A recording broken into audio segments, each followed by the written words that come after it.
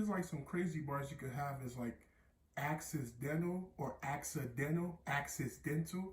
That's crazy. Oh, so it's good. Oh, welcome back.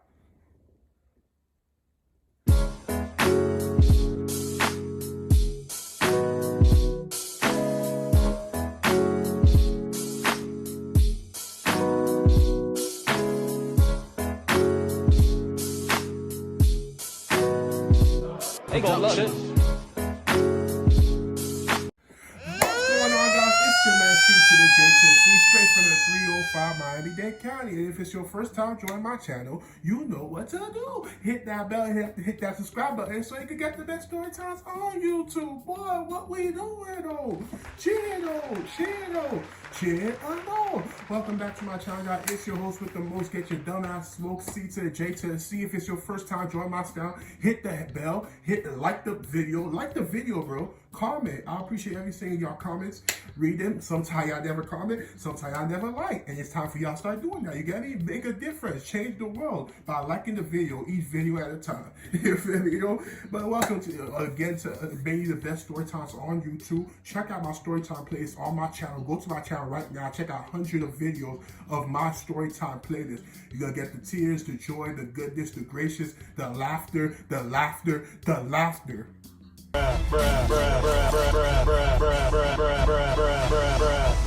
Bro, what we doing? But y'all already know we back here with another great story time. Today's story time is gonna be my first month of therapy, part 1. It's gonna be a 3-part session to this. And I started therapy back in July. My dad died Father's Day, June 21st. So let's get to it. So it is a real in the feelings type of story time. So go into details with it. So as you all know, I lost my dad on Father's Day of this year, June 21st. And I was really in a dark, bad place. Like, it really affected me. It really had me not thinking straight. Especially, like, for me, I'm thinking it was a high blood pressure, heart attack. That's what I was getting at first. Then my older brother, who I haven't heard from in years, who, like, got away from my, like, he's on my dad's side, different mothers, same dad, who I haven't heard from in years, like, since I was 8 years old, and now I'm 25. You know how much years that is? But it's just, like, he reached out, he apologized for missing so much years, we caught up, and he was telling me how, like, when he was looking at the picture of our dad, like, basically his dead body and stuff like that, it doesn't look like it was a normal death, like a casual, like a normal death. It looks like foul play was involved. And I was like, what do you mean foul play? And he was just like, he think he was killed. And he said, but there's nothing we could do about it. We're here in America and Florida, South Florida, things like that. He's over there in Haiti. It's like a whole different, it's like a whole different, like, he was our dad. He's gone. He's dead. And it's just like, there's nothing we could do. We're not going to go, hey, you know, it's like different. And it's just like, for you to process that, you thinking, oh, it was just like a high, because you know my dad was dealing with high blood pressure back in November of 2019. Even when he had to Haiti, he told him to eat better, start living healthier, so he could basically be around. And my dad was such a strong person. It was just like, y'all don't understand, like, if y'all really like saw my early story times, it was all about my dad. Funny person, strong will, always said what he was mind, never held back. He was like Haitian to the core. Like, my dad was just like no filter with him. It's like whoop your behind, discipline, know about respect. All of that I learned from my dad, things like that. And it was just like, losing him really affected me mentally hugely. To this day, like, I'm still going through it, but I'm in a better place than I was, like, let's say late June and most of July. Like, I started getting better, like, I would say late July as I gone through therapy. That's why I'm doing the videos. Like currently in August, I'm still in therapy. I'm reading books on mental and soul recovery. Like, those books been helping me a lot, and therapy has helped a lot. We've already had 2 group therapy sessions. In those sessions, we've tested for COVID. We did all the testings. Everybody took precautions. Everybody had gloves. Everybody had masks. We went overboard with it. Met so much personality, so much people. Let's start from the beginning. Like, late June, I headed to Miami. Was with my family, mourning, in tears, in shock. All of us was like speechless. But it was good to go to Miami and not stay here in Orlando in a room by myself while my family's mourning and basically dealing with all of this by myself. But you can all tell, like, even though our dad had flaws, he did. And it's like, it's sometimes that we didn't like him, things like that. Our dad's still our dad, we loved him. And then find out he died when we all seen such a high standard and how strong of a person he was, shocked us all to the core. It shocked to our system and everything. So it was something that I didn't feel that I could recover from and things like that. And then with my family, it was more bearable, but still something I was dealing with. And my mom was telling me how, like, there's this therapist who basically is in Orlando. When I head back, she want me to see. She's a family friend, and she's basically just fresh out, starting her practitioner, and she basically wanted, and then she said, like, she really know what we're going through, and she wanted to help. And my mom was telling her how all of them are in Miami, they'll find their help with God, everything like that. But since I'm in Orlando, she feel like I should do it. And I really didn't want to do it, but I know what my mom going through. Even though my mom and dad split, and my mom and my dad wife is in every life, but I knew what she was going through, things like that, and I knew what I was dealing with. So I said, for my mom and maybe for me, I'll basically check this therapy thing out. Because you know, us as black people, we never want to accept that we need the help. We never want to show weakness or show that it's okay, like, to go there. But my thing, I was never not okay with seeking help or okay with seeing a therapist. My thing was all my answers and all my prayer, everything, like, God can answer it. Like, God is my savior, God is my therapist, God is the only person I need when I need mental recovery, emotional recovery, all of that. And it's true, but what I've learned over time, you can have God, but also seek the help that and the brilliant people that He has gave the knowledge to basically help you in situations like that. And it's okay to seek help. So you could have God in your life and always seek help through Him, but also have a therapist. So like I was saying, like, I thought, and I told her, okay, I'll see about it. And then when I got back, her name's Sonia.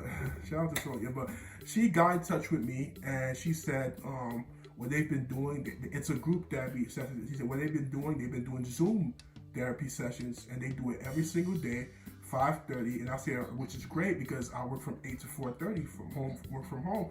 So I said 5:30 gives you time to prepare after work, chill a little bit, and get ready. He said, yeah.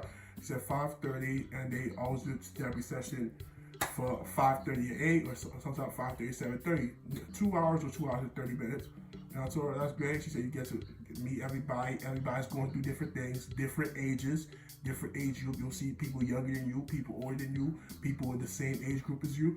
And I told her, okay. And I said, I'll try it out. And then, so when the day came, and yeah, I basically skipped. I didn't want to do any therapy, so I basically avoided her. She was calling, I rejected her message to a point where I even blocked her because it was just to a point where I wasn't okay with my dad death. It was a lot. It was just like, why it had to happen to him. My dad was just too strong to die so easily. Like, even the strongest people I know died, but it's just like, it was not like, if you knew about where I seen the pedestal, I see it's just like, he might have been killed and stuff like that. Like, they found him in a locked room, and I'm saying he wouldn't kill himself. It's just a lot of things to think about. So it's just thinking about how he died was basically got me in the mental trap, in the mental cage that I couldn't see myself getting out of. So she didn't give up. I got been to Sonya, like, she didn't give up. She called me from a different number, which was like, what the F? So when I saw the number, I was like, I thought it was a job offer, so I picked it. I was like, hello? He said, hey, Sonia, we missed you, didn't come to. I was like, what? He said, I know you blocked my number. She was all calm about it. I'm like, what? Like, therapists know you blocked their number, but she's still reaching out. So you could really tell she truly was a family friend, and she knew what I was going through. So it's just like, but he said, I really want you to go. He said, we could even do one-on-one sessions. It only have to be 5:30. I do have 5:30 session, but if you're okay with it, we could do a 4:30 or 5:30 session before I go to my class. Like, right when you come out of work, come to me. And I was like, okay, I wouldn't mind that. So we had our first Zoom session, probably so this July, like a day after July 4th. So after fireworks and everything, July 5th. But I was still fresh from my dad. That July 5th.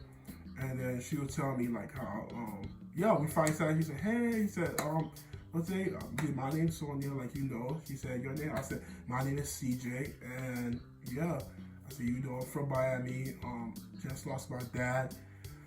Don't think I'm gonna get through this. Like I say, it's hard. I said, we deal with COVID, the world effed up, people dying left and right, violence is up. Black Lives Matter. It's just a lot going on in 2020, and now his death, it just like boom, like it stung too hard. Like I said, I don't think I could get out of this.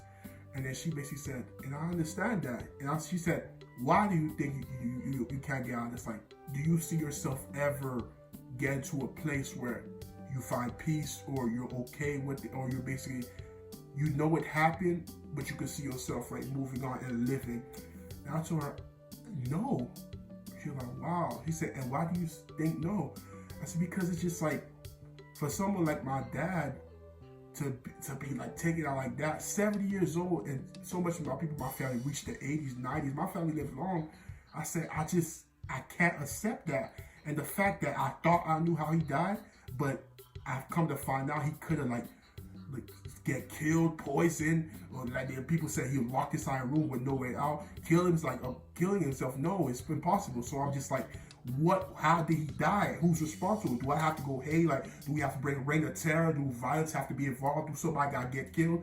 And she said, killed? He said, is that how you feel? I said, yeah, somebody got paid for my dad's death. Too much people online smiling, happy. They got their fathers. They say Happy Father's Day, and I lost mine. I said, it ain't fair. It's not fair that I lost my dad. Everybody celebrate dead. She said, so that's the core. That's the emotion that really hit for you. You losing your dad, and there's so much people smiling, having a good time in life while you're going through this, and you just feel like while you're going through this, everybody got to stop what they're doing.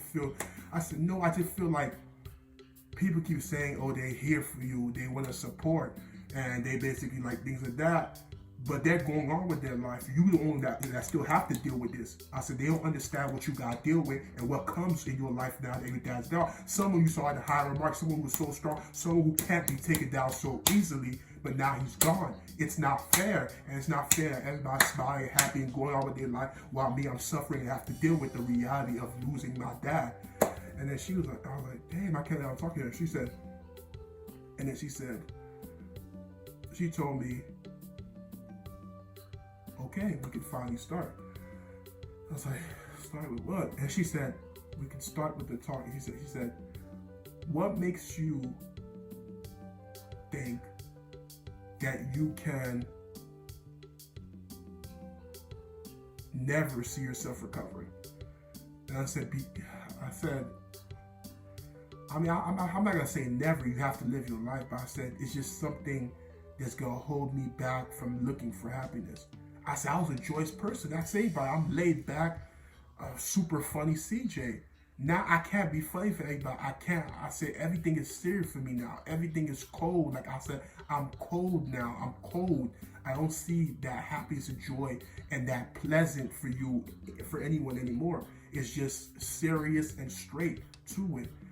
And then she was basically telling me like, okay. And then she was asking me other questions like that. I was just like blocking her out. I was ignoring her. She said, okay, can you answer? I was answering. I feel like I talk too much. And I said, damn, I'm releasing too much. Like, I didn't think I was going to talk so much in therapy. I'm like, what the F? And then I was just like, I'm not going to say nothing no more. And she's talking to me. I'm ignoring her, things like that. And so, okay, it was an okay session and things like that. So she left. Then session 2, she wanted to do a one-on-one again. And it was just like, okay.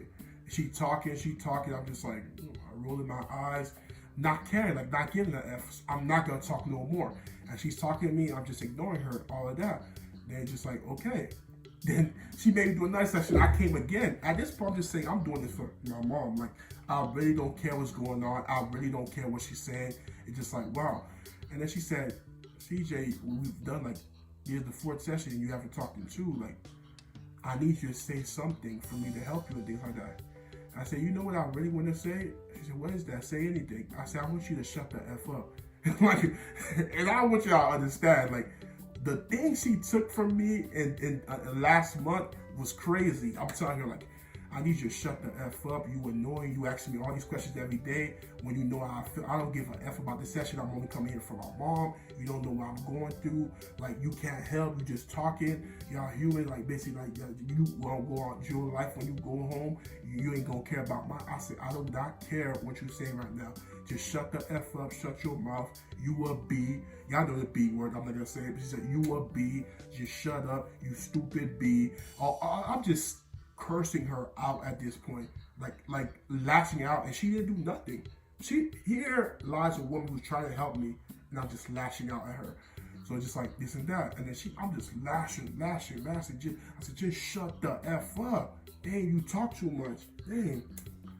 And then she smiled. She said, now we can finally truly start. What do you think about group meetings? I'm like, look at her like that. But that's the end of part 1. More coming. There's a lot more to this story. Y'all gotta just have to wait for part 2 and 3. I'm gonna tell y'all everything, get into it, how therapy has been, what's been going on, how the healing process started, how I got to a bad place from late June, early July to late July. Y'all just gonna have to stay tuned. Check out part 2 and part 3. It might not be a next story time, but it might be 2 story time from now. Who knows? Y'all just gonna have to check out. Appreciate every single one of y'all. Hit the like button. And y'all already know it's your man C to the J to the C. I'm out. Be breezy. Yeah. Most these niggas ain't tryna see you win. And I can't trust nobody, not interested in being friends. It's free all of my niggas till my niggas free again. When in blind through these Cartiers, I can see again. I'm Roddy Rich, but I